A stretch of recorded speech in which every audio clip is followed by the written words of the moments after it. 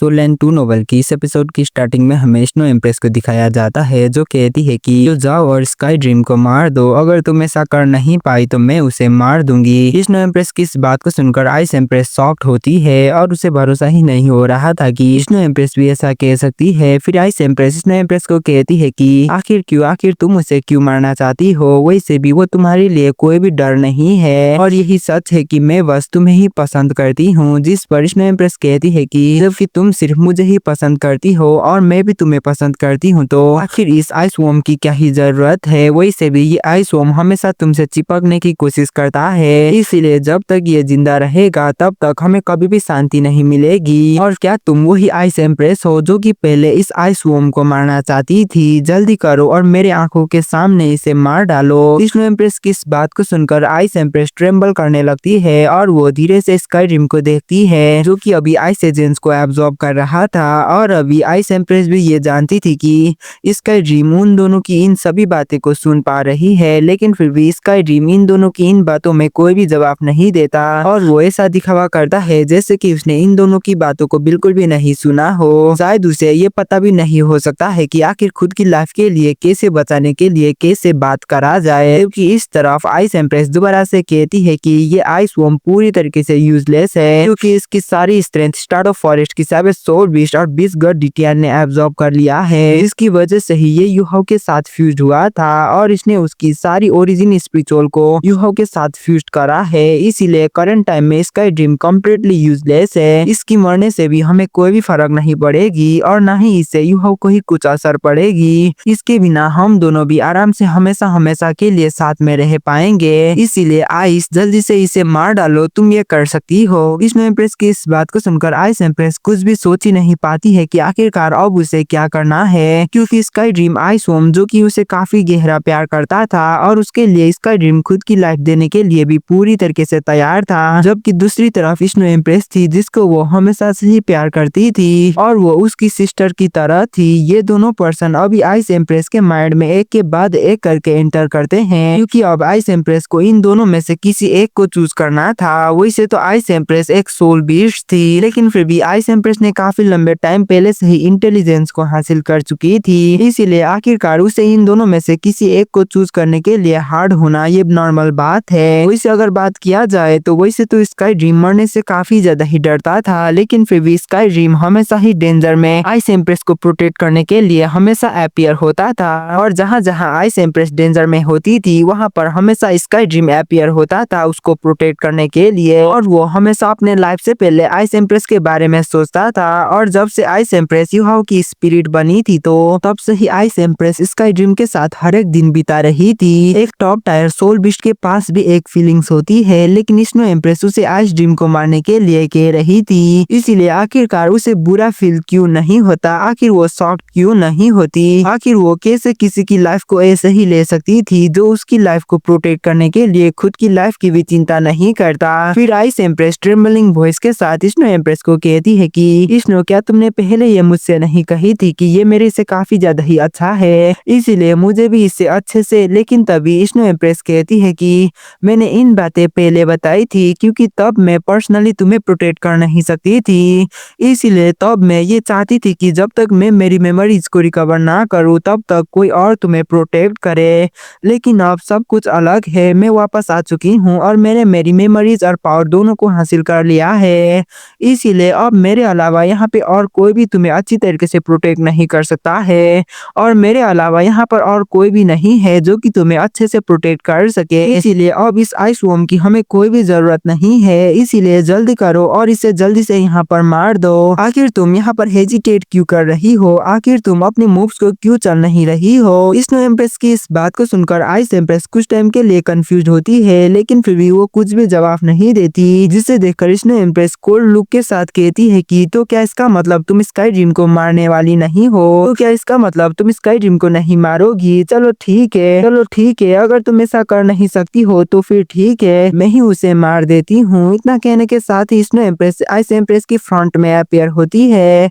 और वो उसकी लेफ्ट हैंड से सडनली आइस एम्प्रेस की शोल्डर पर प्रेस करती है, जिसकी वजह से स्नोफ्लेक्स कंडेंस होकर आइस एम्प्रेस की पूरी बॉडी को पूरी तरीके से कैप्चर कर लेती है और आइस एम्प्रेस पूरी तरीके से पैरालाइज हो जाती है। है और स्नो एम्प्रेस की पावर आइस एम्प्रेस की कंपैरिजन में काफी ज्यादा ही हाई होने की वजह से आइस एम्प्रेस स्नो एम्प्रेस की इस पावर को छुड़ा नहीं पाती। फिर स्नो एम्प्रेस स्काई ड्रीम की तरफ देखती है और वो अपने पाम को लिफ्ट करके स्काई ड्रीम को काफी खतरनाक तरीके से अटैक करती है, जिसे देखकर आइस एम्प्रेस चिल्लाते हुए गुस्से में कहती है कि नहीं।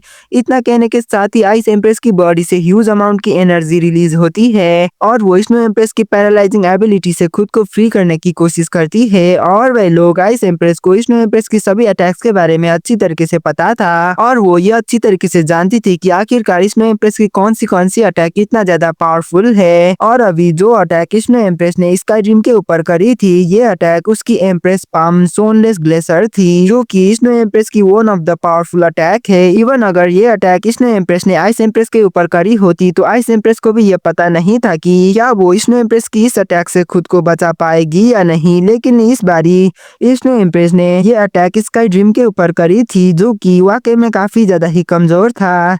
इसलिए आइस एम्प्रेस ये अच्छी तरीके से जानती थी कि ये अटैक स्काई ड्रीम को पूरी तरीके से मार सकता है। इसीलिए अभी के टाइम में आइस एम्प्रेस की दिल काफी ज्यादा ही जोरों जोरों से धड़कने लगा था और उसकी दिल में एक अनडिस्क्राइबेबल फियर भी अपीयर हो गई थी और वो गुस्से में चिल्लाते हुए कह रही थी कि स्नो, तुमने उसे मार दिया, वो मारा गया, तुम्हारी वजह से वो मारा गया, मैं तुम्हें कभी भी माफ नहीं करूंगी।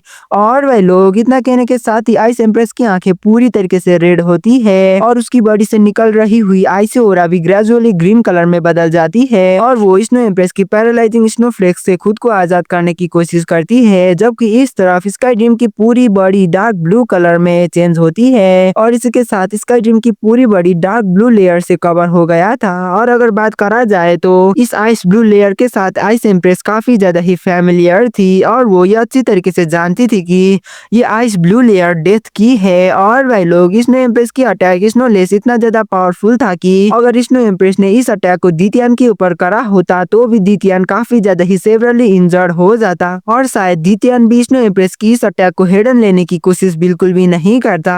और अगर बात किया जाए तो स्नो एम्प्रेस की इस अटैक के सामने फाइट करने की सिर्फ एक ही रास्ता है, जो कि स्नो एम्प्रेस को अपने करीब आना ना देना। लेकिन क्या कोई इंडिविजुअल स्नो एम्प्रेस को ऐसे ही रोक सकता है?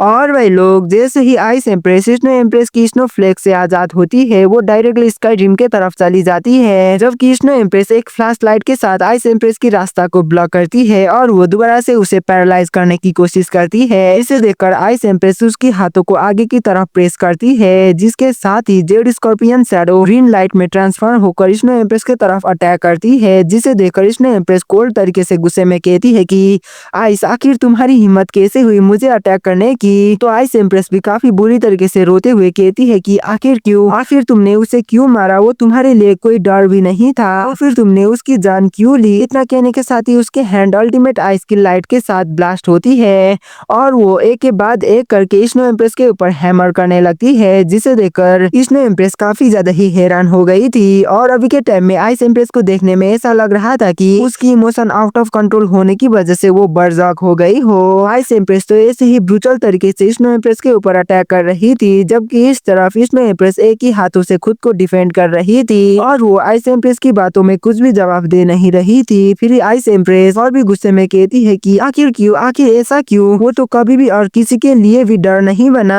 और न ही आज तक उसने किसी के साथ गलत करा है। बस स्काई ड्रीम हमसे कुछ ज्यादा ही लंबे टाइम के लिए जिया था, लेकिन फिर भी सभी लोग उसे ही टारगेट क्यों कर रहे हैं? आखिर सभी लोग उसे ही नुकसान क्यों पहुंचाना चाहते हैं? आखिर उसकी यहाँ पर गलती क्या है?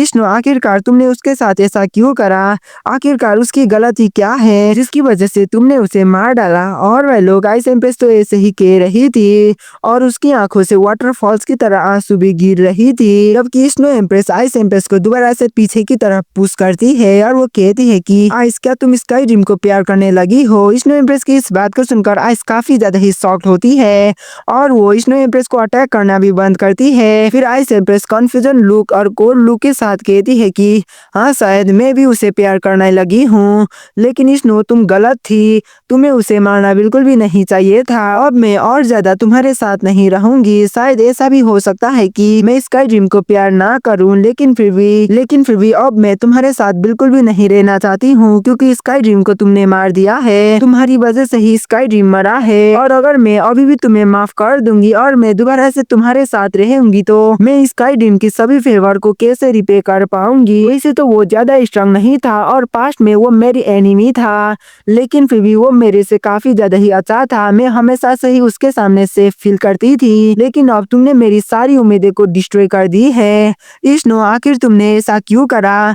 आखिर ऐसा करने की क्या ही जरूरत थी? स्काई ड्रीम को मारने के लिए आखिर तुमने ऐसा क्यों किया, जबकि अभी स्काई ड्रीम मारा जा चुका है। इसीलिए अब मेरी दिल तुम्हारी कभी भी नहीं हो सकती है। तुम्हें पता है यहाँ पर तुम गलत हो। तुमने स्काई ड्रीम को मारा है, ये गलत है। तुमने स्काई ड्रीम को मारकर हम दोनों की रिलेशनशिप को तोड़ा है। जिस पर स्नो एम्प्रेस एक लंबे साल के बाद कहती है कि सच में तुम स्काई ड्रीम को प्यार करने लगी हो। उसकी वजह से तुम हम दोनों की 100,000 ईयर की दोस्ती को तोड़ना चाहती हो। हम दोनों इतना लंबे टाइम से साथ में रहते आए हैं। पूरे 100,000 ईयर बीत चुके हैं और पूरे 100,000 ईयर से मैं तुम्हारे साथ थी और मैं हमेशा तुम्हें सपोर्ट करती थी, लेकिन फिर भी इसके बाद भी तुम हमारी इस प्यार को गिव अप करना चाहती हो।